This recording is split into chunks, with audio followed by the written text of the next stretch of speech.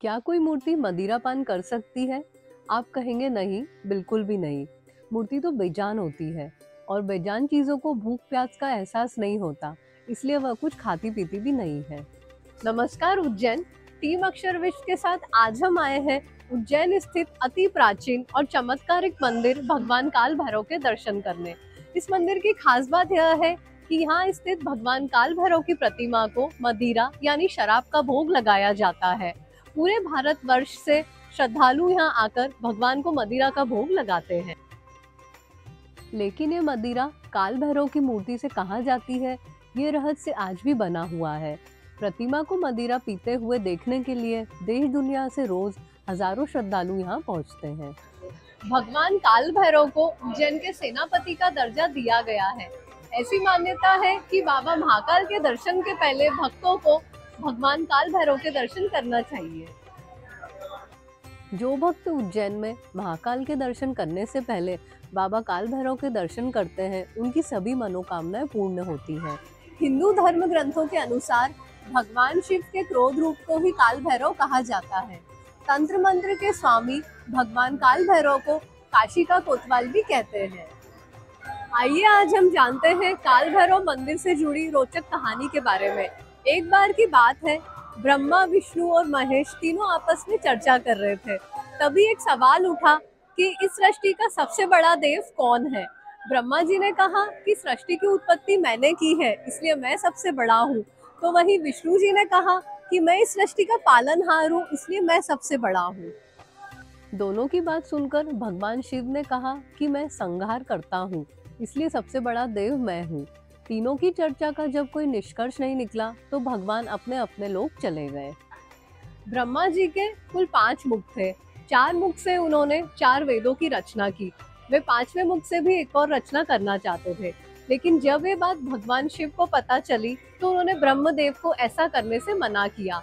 लेकिन ब्रह्मदेव नहीं माने और 5वें मुख से रचना करने की जिद करने लगे। इस बात से भगवान शिव क्रोधित हो गए और उनका तीसरा नेत्र खुल गया। नेत्र की ज्योति से एक 5 साल के बालक प्रकट हुए, जिन्हें बटुक भैरव कहा गया। बटुक भैरव ब्रह्मा जी को मनाने गए, लेकिन ब्रह्मा जी ने बटुक भैरव को बालक समझकर उनका तिरस्कार कर दिया। इससे क्रोधित होकर महज 5 साल की छोटी उम्र में ही बटुक भैरव ने मदिरा पान कर लिया। मदिरा पान करने के बाद क्रोध में आकर बटुक भैरव ने काल भैरव का रूप धारण कर लिया। बटुक भैरव ने ब्रह्मा जी के 5वें मुख का तीक्ष्ण उंगली से छेदन कर दिया, जिससे काल भैरव को ब्रह्म हत्या का दोष लग गया। इसके बाद बटुक शिव जी के पास गए और उन्हें इस दोष का निवारण के लिए उचित मार्ग बताने के लिए कहा। तब शिव जी ने उन्हें सुझाव दिया कि आप महाकाल वन में जाकर तपस्या करें। इस तपस्या के बाद भैरव को ब्रह्म हत्या के दोष से मुक्ति मिल गई और ये जगह भैरव पर्वत के नाम से ही जानी जाने लगी। इस मंदिर का वर्णन स्कंद पुराण के अवंती खंड में मिलता है। मंदिर में भगवान काल भैरव का पूजन वैष्णव स्वरूप में किया जाता है।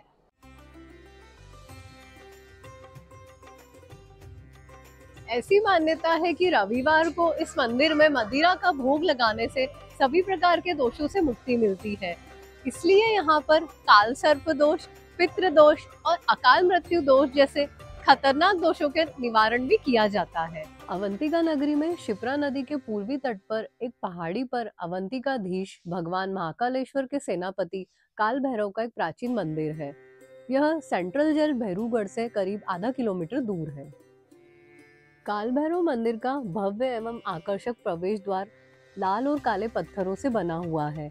ऐसी मान्यता है कि मंदिर का जीर्णोद्धार करीब 1000 साल पहले परमार कालीन राजाओं ने करवाया था।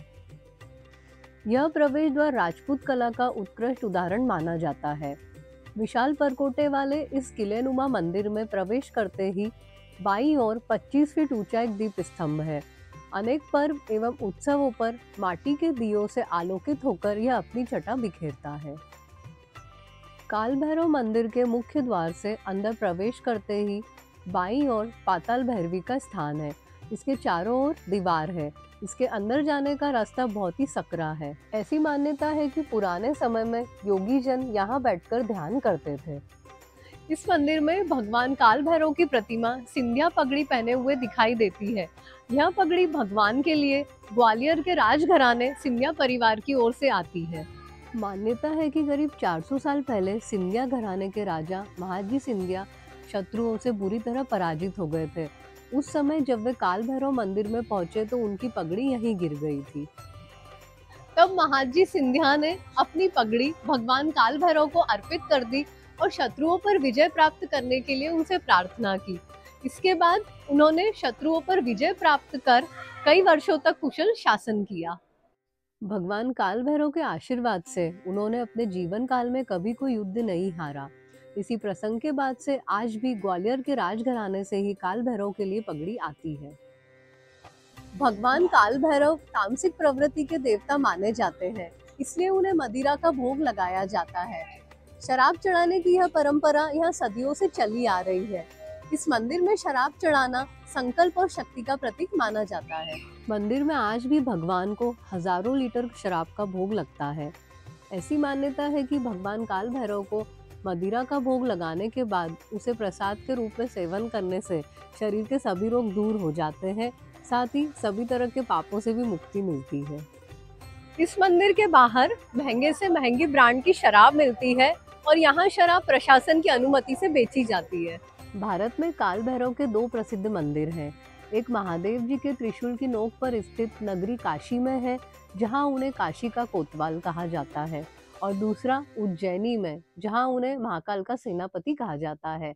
दोनों ही भैरव नगरियां मानी जाती हैं। दुनिया भर के वैज्ञानिक काल भैरव के इस मंदिर का राज पता लगाने में अभी तक असफल रहे हैं कि आखिर भगवान को चढ़ने वाली मदिरा जाती कहाँ है। तो भक्तजनों, यदि आप भी उज्जैन दर्शन का प्लान बना रहे हैं तो काल भैरव के इस प्राचीन और चमत्कारिक मंदिर के दर्शन जरूर करें।